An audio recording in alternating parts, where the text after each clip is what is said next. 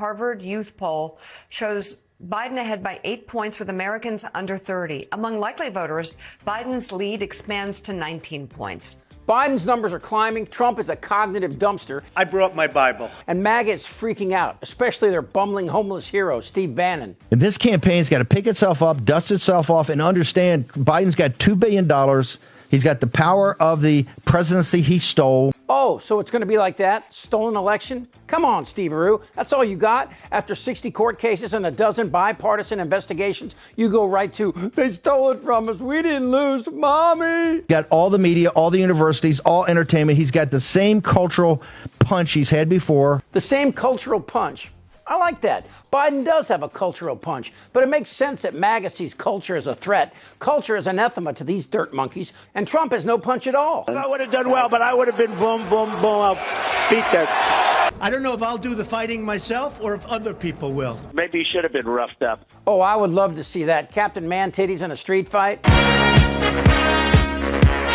But the fear in Bannon's eyes tells you the truth. These tough guys, the Oath Keepers and Proud Boys, all dressing up in their combat gear, think that acting tough makes you tough. But when push comes to shove, they bend over for a senior citizen with an orange wig and a spray tan. That's some revolution you got there, Steve. The people hate him and they hate his policies, but they'll try to gloss that over as they destroy Trump. And we have to go all in. You have to do a gut check right now. Did you just say gut check? Literally, your gut has no check. It's spilling over your belt like a backed up commode. But go on. If you think for a second that this thing is done, and I hear people telling me, oh, he's going to do this, hey, all bets are off.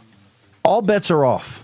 Right now, every day is a new day, and every day you need to be at the ramparts. On the evening of November 5th, if we don't pull this off, then walk into the bathroom and look yourself in the mirror and go, what did I do and what didn't I do?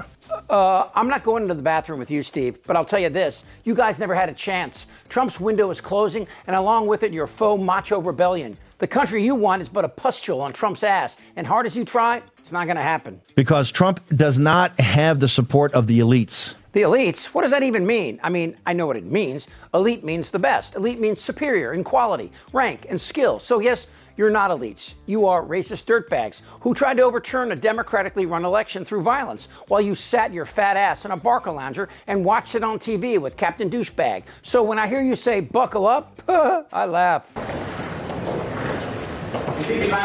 The Trump cabal of ill-bred racist pack rats haven't won a thing, and Bannon is their leader, like Trump without the dementia, but with all the hate and blather, designed to attract the uneducated and marginally displaced Americans. The George Floyd thing, that was all set up too.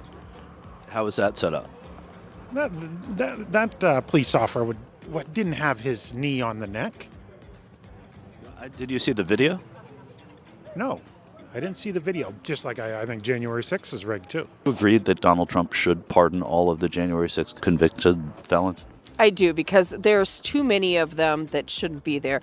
Both of us were part of groups that were actually going to jump on buses and come to Washington, D.C., and we would have been part of that. Americans who applauded when Trump gave corporations tax breaks, all while believing that they would somehow translate into jobs and a better life. And that makes me sad.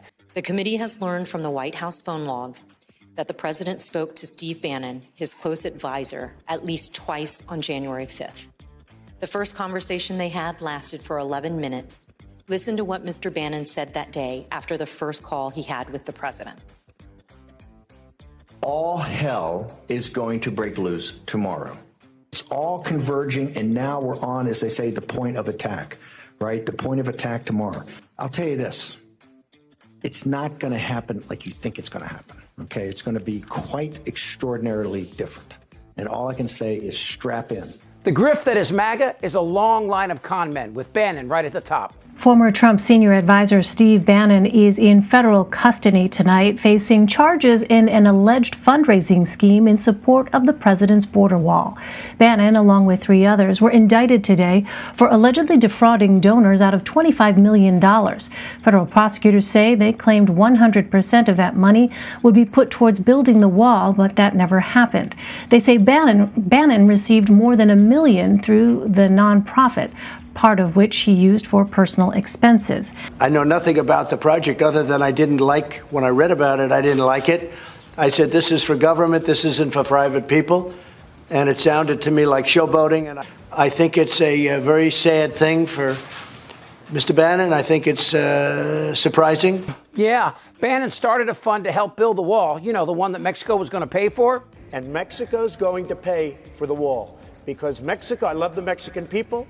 That's a good one. But the fund that Bannon created to build the wall was never headed south, but instead went right into this inbred's pockets. He was indicted and convicted, but Trump pardoned him, like Trump promises to do the January 6th hostages. We will give them pardons. The Steve Bannons of the world are these ugly-shaped shortcuts who have ironically attracted the part of America cut out of the American dream, not by the elite, but by the bought and paid for Republican Party. I mean, look and listen to these people. Obama is playing Sleepy Joe Biden in a mask. George Woods, the actor, is playing Sleepy Joe, trying to wake people up. They are the marks, and people like Bannon would put them in harm's way in a second, should they not fall in line with his dirty sweatshirt agenda. While the head of J.P. Morgan says the economy is roaring. Describe the U.S. economy. How resilient is it? It's unbelievable. But if you look at it, I mean, it's basically booming. It's been booming for a while. And we've never produced more oil, and unemployment and inflation continue to fall, and technology advances in energy are offering hope against climate change.